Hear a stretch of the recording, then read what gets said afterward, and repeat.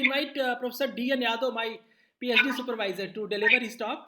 And sir, Professor D.N. Yadav, please deliver your lecture. जी नमस्ते। धन्यवाद sir तुलसी पांडे जी, धन्यवाद sir. नमस्कार। मैं सर्वप्रथम प्रोफेसर भट्ट सर को प्रणाम करता हूं। सर नमस्ते सर। नमस्ते। भट्ट सर को प्रणाम सर। प्रणाम। CPR चेयरमैन नमस्कार। आरती सिन्हा सर, मेरे गुरुवर प्रोफेसर जटाशंकर सर, आरती सिंह जी, बलराम सिंह जी और तमाम पूर्व और वर्तमान वाइस चांसलर महोदय लोग, आप सभी को प्रणाम करते हुए तो मैं संक्षेप में अपनी बात रखूंगा, क्योंकि मुझे लालच है अपने गुरुतुल्य प्रोफेसर भट्ट सर को सुनने की। और मैं थोड़ी सी बात कुछ पूर्व वक्ताओं को लेते हुए मैं कंटेम्पररी फिलॉसफी बात करूंगा और थोड़ा समय केसी भट्टाचार्य पर बोलूंगा। सर अपना वीडियो ऑन कर लीजिए सर। वीडियो सबसे पहली बात सर, वीडियो ऑन कर लीजिए। अच्छा, हाँ ठीक है, ठीक। हाँ। तो एक चर्चा बड़ी अच्छी चली जो हम लोग पढ़ते पढ़ाते हैं कि भारतीय समकालीन दर्शन की विशेषताएं क्या है। तो सर आरसी सिन्हा साहब ने इस पर बहुत ही चर्चा की, अच्छी चर्चा की, और इस पर हम लोग अपने गुरुतुल्य प्रोफेसर भट्ट साहब को भी सुनेंगे। मैं समझता हूं कि एक संक्षेप में जो हम लोग पढ़ते पढ़ाते समझते हैं कि हमारा जो समकालीन भारतीय दर्शन है, जिस पर यह आधारित है, विश्व दर्शन दिवस का आज कार्यक्रम लखनऊ विश्वविद्यालय द्वारा, कि जो भी कुछ कॉन्सेप्ट हमारे भारतीय दर्शन में है वह बिल्कुल हार्ड कोर और प्रगाढ़ और बंधे हुए लगते हैं। उन सबकी अभिव्यक्ति या उनको परिभाषित करने का और उसको नए रूप में रखने का काम समकालीन भारतीय दर्शकों ने किया है। दूसरी बात कि वह उसकी अपेक्षा ज्यादा व्यवहारिक हमारे समान राजनीति और तत्कालीन जो भी सांस्कृतिक धार्मिक स्थिति रही है उससे जोड़ने का काम किया है। यानी उसको ज्यादा प्रायोगिक या किसी प्रैक्टिकल हम कर सकते हैं और ज्यादा समझने योग्य बनाया है। जो कॉन्सेप्ट हमारे भारतीय दर्शन के, चाहे तत्व मीमांसा हो, ज्ञान मीमांसा हो, वह अपने परिधि में सीमित है। उसको समझना जो कठिन लग रहा था, उसको आज हमारे समकालीन भारतीय दार्शनिकों ने हमारे समक्ष बहुत ही स्पष्ट रूप में रखा है। दूसरी बात, किसी ने कहा, डॉक्टर बालमुकुंद जी ने, कि वेदांत के अतिरिक्त या उसके पहले भी क्या पाश्चात्य दर्शन रहा है। हम सभी दर्शन के लोग जानते हैं कि करीब चौथी पांचवी शताब्दी से ही यूनान में दर्शन शुरू हुआ। थेलीज आदि एनाजिमेंडर आदि दार्शनिक हुए। हाँ, यह जरूर है कि हमारा भारतीय दर्शन बहुत पहले से, शायद 10वीं शताब्दी ईसा पूर्व से वेदों उपनिषदों आज के रूप में हमारे सामने आता रहा है। इसके पहले भी कुछ कांसेप्ट रहे। तो भारतीय दर्शन को अगर हम पाश्चात्य दर्शन के परिप्रेक्ष्य में देखते हैं तो अच्छी बात है, बुरी बात नहीं है। और यह भी हो सकता है, और ऐसा है भी, जब भी हम हेराक्लिटस को पढ़ते हैं, जब भी हम पाइथागोरस को पढ़ते हैं, जब भी हम इन लोगों को पढ़ते हैं, तो हम लोगों को कभी बुद्धिज्म की बात आती है जब उनको यूनिवर्सल प्लस की बात करते हैं, कभी जब हम गणित की बात करते हैं तो आर्यभट्ट की याद आती है। तो लगता है कि ऐसा नहीं है कि पश्चिमी जगत में वो दर्शन नहीं। हाँ, ये हो सकता है उन दार्शनिक तत्व, वो सभी दार्शनिक तत्व हमारे भारतीय दर्शन में विद्यमान है। तो हमें तुलना करना अच्छा लगता है, अच्छी बात है, और हमारी समझ बढ़ती है। यहाँ तक कि भारतीय दर्शन की भी समझ बढ़ती है अगर हम पाश्चात्य दर्शन से कहीं तुलना करते हैं। ऐसा करना नितांत जरूरी भी है। और दूसरी बात मैं सब कहना चाहूंगा कि इस अवसर पर एडीएन वाजपेयी जी ने बहुत अच्छी बात कही कि कोई भी दर्शन प्राचीन, मध्य दर्शन या आधुनिक और पराधुनिक, या कहिए कि पोस्ट मॉडर्न, समकालीन आदि के रूप में विभाजित करना अच्छा नहीं है। तो आरपी सिंह सर ने बहुत अच्छी बात कही कि हमको समझाने के लिए इसकी बहुत ही आवश्यकता है। भौगोलिक हम करते हैं, जैसे पाश्चात्य दर्शन का है, भारतीय दर्शन का है, अमेरिकन दर्शन का है, ब्रिटिश फिलॉसफी का है, ये सभी हम अपने पढ़ने की सुविधा के लिए और उसको ज्यादा सिस्टमेटिक और वैज्ञानिक बनाकर पढ़ने की सुविधा के लिए करते हैं। ये कोई बुरा नहीं है। और बिल्कुल उन्होंने सही कहा कि इन सब के मूल में दर्शन दर्शन है, फिलॉसफी है।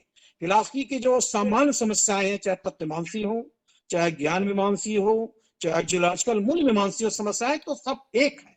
समस्याओं का स्वरूप हमारे इतिहास क्रोनोलॉजी के आधार पर, भौगोलिक विभाजन के आधार पर वो भिन्न भिन्न हो सकती हैं, लेकिन मूल समस्याएं जो हमारी है, ये सभी समस्याएं तो एक हैं। इस अर्थ में एडीएन वाजपेयी जी ने सही कहा कि दर्शन तो दर्शन है। लेकिन मुझे इस पर एक आपत्ति है, जब हम ये कहते हैं हमारा दर्शन, दर्शन हमारा और पराया नहीं होता है, अपना पराया नहीं होता, दर्शन दर्शन होता है। हमारे गुरुजी प्रोफेसर संगल पांडे जी एक बात बहुत अच्छी कहा करते थे और वो सब जानते हैं कि पूरी दुनिया में कई देश एक दूसरे के राजनीतिक स्ट्रेटेजिक स्थानिक रूप से बॉर्डर को इश्यू को लेकर के उनमें दुश्मनी हो सकती है, युद्ध की स्थिति बढ़ रही है, जैसे आज हमारे चाइना की हो रही है। लेकिन दर्शन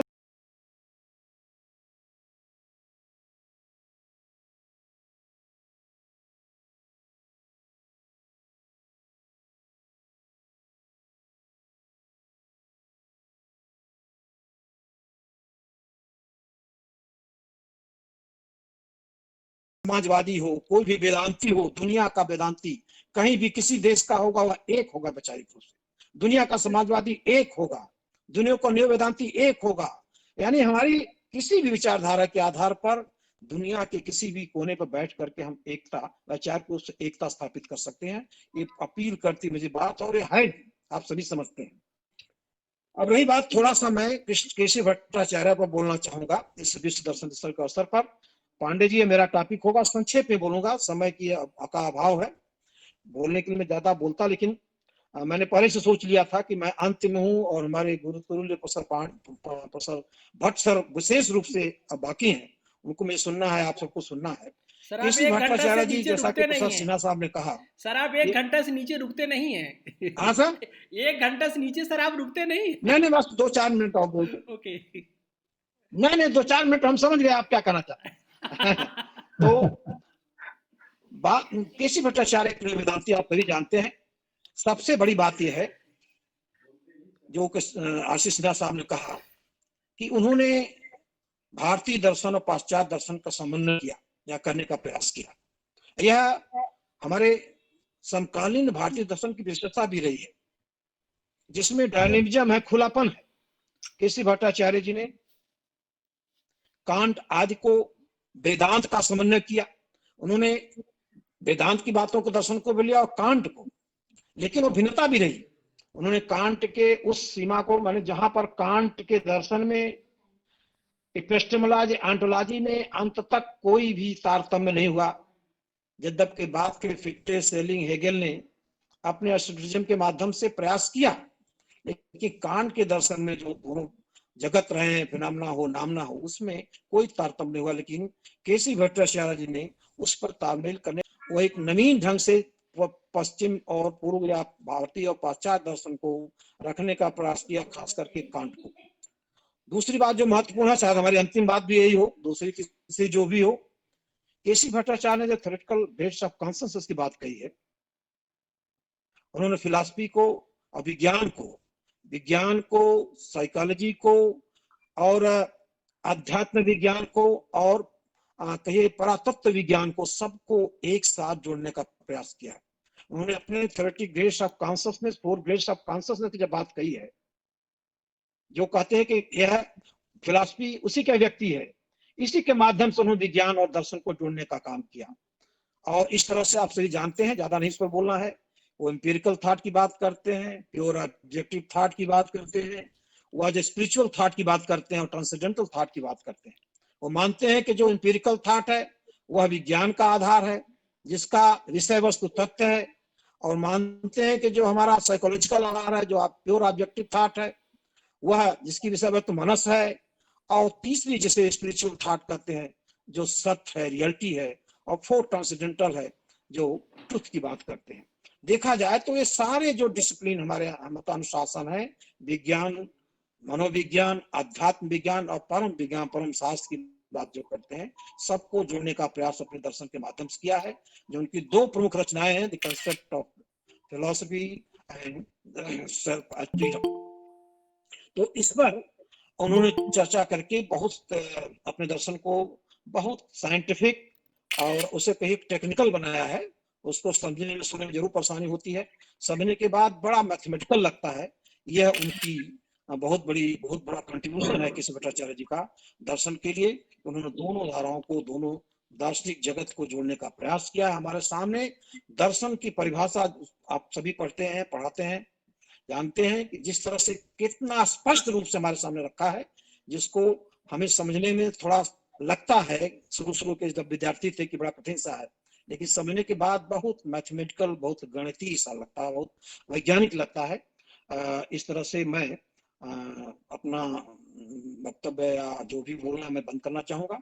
मैं इस कार्यक्रम में मुझे बुलाने के लिए प्रोफेसर के.सी. पांडे जी को धन्यवाद देना चाहता हूं और उनको बधाई देता हूं उनके विश्वविद्यालय, लखनऊ विश्वविद्यालय के 100वां वर्ष पूरा होने पर। और साथ साथ आप सभी लोगों को विश्व दर्शन दिवस के अवसर पर बधाई और शुभकामनाएं व्यक्त करता हूं, सबको प्रणाम करता हूं। धन्यवाद के.सी. पांडे जी।